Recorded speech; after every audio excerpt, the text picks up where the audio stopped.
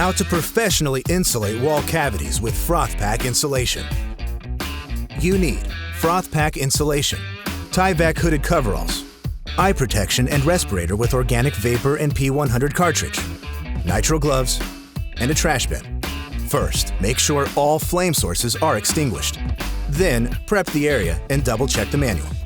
Next, check that the kit contents are optimally between 70 and 90 degrees Fahrenheit. Then, mix the tanks. Lift the InstaFlow dispenser from the box and fully uncoil the hose.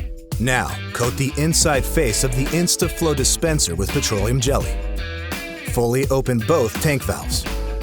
Then check for product flowing through lines. If there's no product, shut tanks off immediately and check the troubleshooting guide in the manual. Pull the trigger of the InstaFlow dispenser and spray until both streams are equal. Wipe down the dispenser face and apply more jelly. Push the nozzle firmly into the InstaFlow dispenser. Hold the dispenser at least 6 inches away from the spray area and fully engage the spray trigger when you're ready. Move in a back and forth motion. Keep in mind that the foam cures in 30 seconds.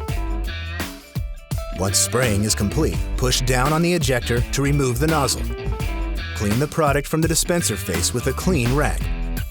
Then reapply one last coat of petroleum jelly and firmly reinsert the used nozzle once more. Close both cylinder valves and store.